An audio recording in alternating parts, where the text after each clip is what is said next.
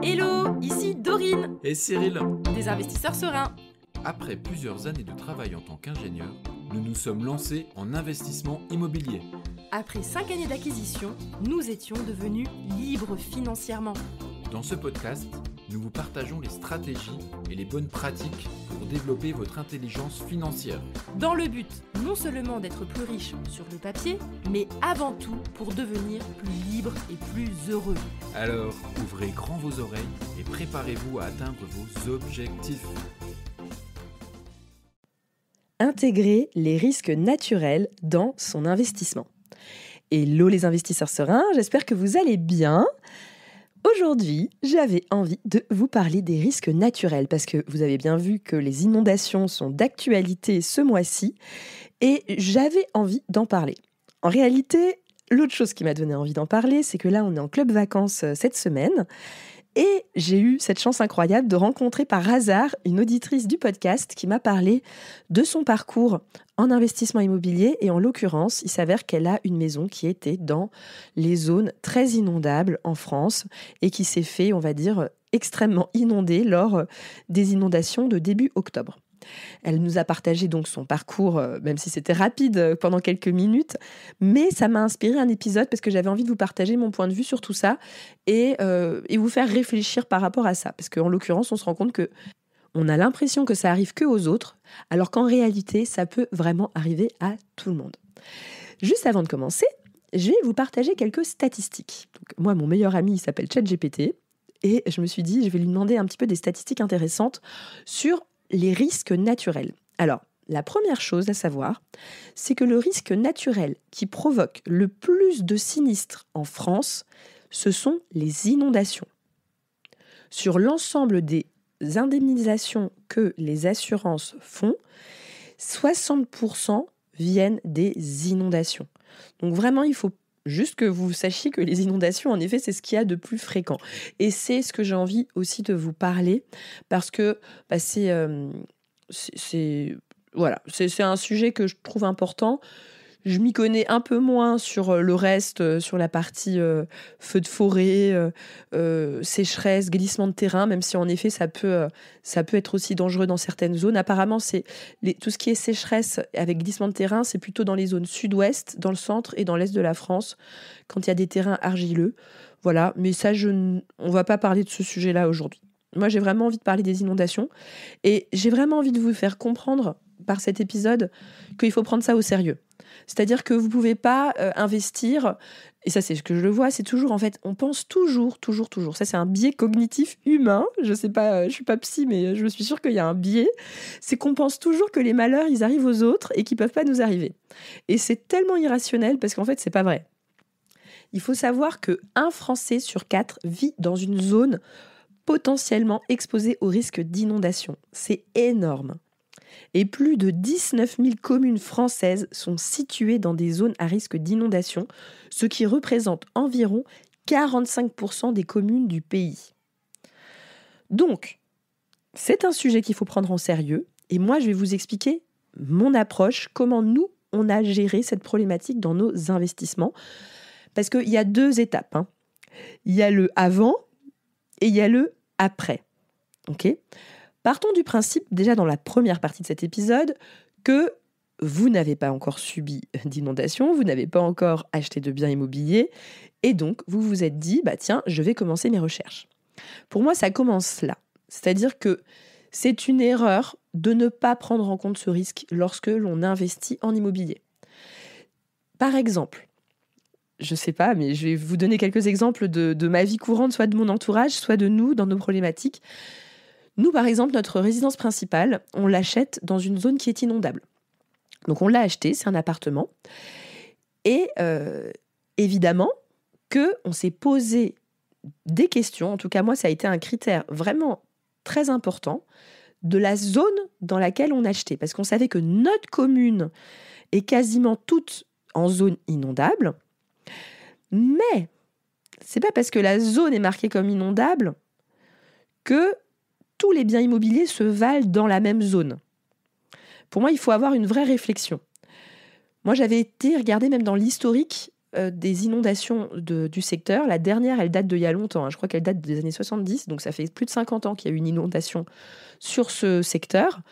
Mais j'avais quand même envie de voir quels étaient les endroits et les zones qui avaient été impactés par cette inondation. Et en fait, il y a toute une espèce de petit bassin, on va dire, un peu plus basse, qui a été totalement inondé. Il faut savoir un truc, c'est que moi, je me suis refusée d'acheter un bien immobilier dans cette zone qui était plus basse. D'ailleurs, qu'est-ce qui faisait voir aussi que c'était une zone à risque? C'est que toutes les habitations de cette zone basse, je l'appelle la zone basse de notre commune, ce sont des maisons, en fait, vous voyez, à 2 étages, mais avec l'étage du dessous, entre guillemets, non habitable. C'est-à-dire que c'est des maisons qui ont été construites parce qu'on sait que c'est une zone à risque. Et donc, le sous-sol, enfin le premier étage, le rez-de-chaussée, en général, ils mettent un garage, une buanderie et une sorte de petit bureau, mais pas vraiment une zone de vie courante. Et ils mettent le salon et les chambres à l'étage. La cuisine aussi, elle est à l'étage. Et ça, typiquement, c'est le signe quand vous observez des quartiers, que si vous voyez qu'en fait, la plupart des maisons sont construites avec un rez-de-chaussée sans pièces de vie et que les pièces de vie sont au premier étage, ça veut quand même dire ce que ça veut dire. Mais en soi, vous allez me dire, oui, mais c'est pas grave, du coup, c'est pensé, t'as qu'à acheter une maison comme ça et t'es tranquille dans ta zone sans inondation. Moi, en fait, je pense toujours à ma sérénité et à mon patrimoine. Si jamais il s'avère qu'il y a une inondation dans le secteur, alors, ma sérénité, niveau 0, parce que du coup, tu as quand même le souci de devoir contacter l'assurance pour réparer tout un... Enfin voilà, moi, j'ai pas envie d'avoir à gérer une réparation d'une maison, même si c'est tout mon rez-de-chaussée qui a été inondé et qu'il n'y a pas mes pièces de vie à ce niveau-là. Moi, je suis quand même pas rassurée. Ça me fait pas plaisir. J'imagine mon jardin bousillé. Enfin, non, c'est pas du tout mon truc. Et l'autre problématique, c'est la perte de valeur. C'est que ta maison, les gens savent qu'il y a eu une inondation il n'y a pas longtemps, et donc elle perd en valeur. Le jour où tu veux la vendre, en fait, c'est plus compliqué. C'est plus compliqué parce qu'en fait, du coup, tout le monde est au courant qu'il y a eu une inondation une année auparavant dans cet endroit-là. Donc, ça fait baisser l'immobilier, quoi. Moi, j'ai pas envie d'être dans une zone qui baisse en immobilier. Donc, ce qu'on a fait, en tout cas pour l'achat de cette résidence principale, c'est que ce qui est compliqué, parce que comme vous l'avez vu au début, c'est que 45% des zones, 45% des communes en France sont dans des zones inondables. Mais le problème, c'est que du coup, tu te dis, c'est horrible, c'est partout, du coup, comment je fais? J'investis où dès que là, autour de chez moi, tout est inondable, etc. Moi, j'ai une réflexion par rapport à ça, c'est que il faut réussir à avoir un peu de bon sens par rapport à la localité. Par exemple, notre appartement, il est sur un immeuble qui est situé en hauteur de la zone basse. Donc, concrètement, il faudrait vraiment des mètres et des mètres et des mètres, je ne sais pas combien, mais au moins 5 ou 10 mètres d'eau pour que ça commence à atteindre à peine le bas de notre immeuble. Donc, je suis quand même assez rassurée par rapport à ça parce qu'on a acheté en hauteur. Même si, sur le papier, vous voyez, en fait, souvent quand vous regardez sur les plans d'urbanisme et les zones à risque, ils mettent pas, en fait, un détail ultra précis de la rue là, elle est inondable, celle-là, elle l'est pas, et celle-là, elle est archi inondable. Enfin, ils font pas un détail comme ça. En fait, ils colorient un peu toute une zone. Et à cause de ça, ça manque de précision, parce que nous, quand on investit, on veut quelque chose de plus précis. Et pour moi, ça n'a rien à voir d'acheter une maison dans la zone basse où tu as les rez-de-chaussée qui sont carrément prévus en espace non habitable avec les zones de vie au-dessus, que d'acheter un bien qui est un peu plus en hauteur et qui demanderait vraiment une dizaine de mètres, enfin je sais pas combien, mais en tout cas plus de 10 mètres, 15 mètres au-dessus du niveau de l'eau, c'est pas du tout le même risque.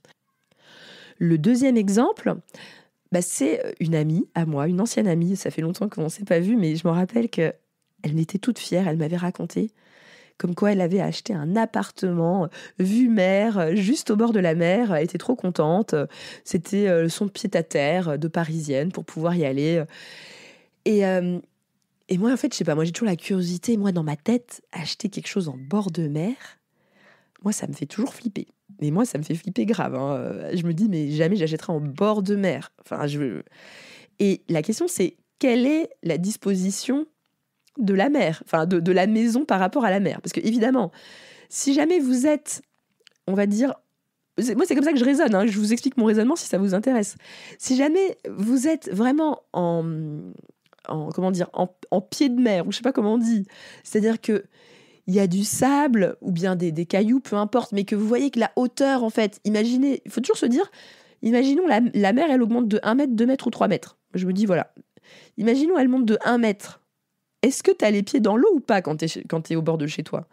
Parce que c'est quand même pas pareil d'acheter sur, on va dire, un bord de mer où c'est assez plat par rapport à la mer et donc tu es tout de suite exposé à l'augmentation du niveau de l'eau, par rapport à acheter sur un secteur, je sais pas, par exemple avec des falaises où il y a 10 mètres par rapport à la mer, il n'y a pas vraiment de plage, mais tu es sur une commune qui est vraiment en hauteur par rapport à la mer. Même si tu es au bord de la mer, c'est pas la même chose. Donc c'est ça qu'il faut réfléchir. Moi, je me pose toujours cette question. Et en réalité, aujourd'hui, en 2024, moi, je peux vous le garantir que les gens ne prêtent pas assez attention à ces risques. Je le vois vraiment, il y a encore des ventes, il y a les prix des maisons en bord de mer, même si je les considère comme étant à risque, elles sont toujours aussi chères. Pour l'instant, il y a encore des gens qui croient à la bonne étoile que sur un malentendu, il n'y aura pas de problème pour eux parce que vraiment, c'est que les gens qui n'ont vraiment pas de chance à qui ça arrive. Mais vous qui écoutez ce podcast, mes chers investisseurs sereins, je pars du principe que vous êtes un peu plus avisés, que vous allez faire plus attention. S'il vous plaît, je compte sur vous parce que je vous aime bien. Donc, ce que je vous recommande quand vous souhaitez investir en immobilier, la première chose, c'est d'aller sur les sites de l'État. Donc, d'abord, il y a les plans de prévention des risques naturels de votre commune et il y a aussi la carte des aléas sur le site Géorisque. Donc ça vous permet d'avoir un petit peu de détails par rapport à quels sont les risques. Le site des géorisques, ça c'est vraiment un site qui donne le niveau de la mer en 2030, 2040, 2050. C'est toujours intéressant de regarder ça. Ça montre également les endroits qui vont vraiment être très difficiles en termes d'inondation. Et je vous recommande également le plan de prévention des risques naturels. Nous, par exemple, c'était comme ça qu'on avait retrouvé l'historique des inondations du secteur et quelles zones avaient été inondées. Moi, je trouvais que c'était très intéressant de l'avoir. Donc ça, c'est la première étape. La deuxième étape, parce que vous allez voir, dans la première étape, vous allez vous rendre compte que y a des risques partout. Et donc, il va falloir faire preuve de bon sens. Donc, quand vous allez vous dire tiens, j'ai envie d'investir dans telle commune. Alors évidemment, si c'est une commune qui a été inondée totalement et qui est inondée tous les 10 ans ou tous les 20 ans, vous oubliez laissez tomber. Si par contre c'est une commune qui a un risque, mais en même temps, c'était il y a 50 ans, vous vous dites, ok, il y a des zones qui sont certes à risque, mais en vrai, il y a des zones qui sont en hauteur, donc je vois pas où est le problème. Donc essayez d'analyser un petit peu vraiment, d'un point de vue terrain, votre secteur, et posez-vous la question lors de vos visites, est-ce que je suis en bas, en dessous du cours de l'eau, ou est-ce que je suis en hauteur par rapport au cours d'eau ? Dans quelle situation se trouverait le bien que je visite si jamais ce cours d'eau montait d'1 mètre, 2 mètres, 3 mètres, pour se rendre compte. Voilà. Je ne suis pas une experte en géorisque, je vous le dis tout de suite. Je vous explique juste mon raisonnement pour que vous aussi, vous ayez une sorte de raisonnement qui est peut-être pas le meilleur d'un point de vue scientifique, mais je pense que ça peut quand même un peu aider d'avoir ce raisonnement parce que beaucoup de personnes ne l'ont absolument pas. Et maintenant, on va passer à la deuxième partie de cet épisode. Imaginons, vous avez en effet acheté un bien ou hérité d'un bien qui est dans une zone à risque inondable. C'est super intéressant de se poser vraiment la question, ok, est-ce que je suis vraiment bien située avec ce bien immobilier ou est-ce qu'il va falloir que je revoie ma stratégie ? Pour moi, c'est très simple. Par exemple, l'auditrice qu'on a rencontrée là pendant les vacances, la zone dans laquelle elle a son bien immobilier est même passée à la télé. C'est-à-dire que tout le monde est au courant que cette commune, elle a été gravement inondée. Et il y a déjà eu des inondations 15 ans auparavant. Donc, Ce qui est compliqué dans son cas, c'est que à la fois, lorsqu'elle a fait venir l'assurance, l'assurance, forcément, hein, le but de l'assurance, c'est quand même de payer le moins possible. Donc, elle va forcément en avoir un petit peu à ses frais. L'assurance, c'est pas miraculeux, elle fait ce qu'elle peut.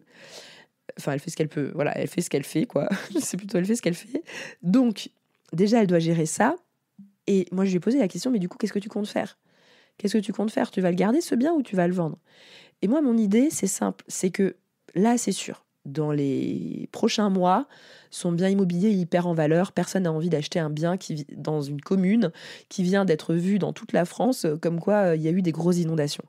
Donc, la stratégie, moi, que je ferais, personnellement, si ça m'arrivait, c'est, je me dirais, ok, je vais attendre 1 an ou 2 ans, histoire que le paysage soit très beau, très joli, etc., que les traces de cette inondation passée soient quasiment, on va dire, effacées, et 1 an ou 2 ans plus tard, j'aurais mis en vente mon bien.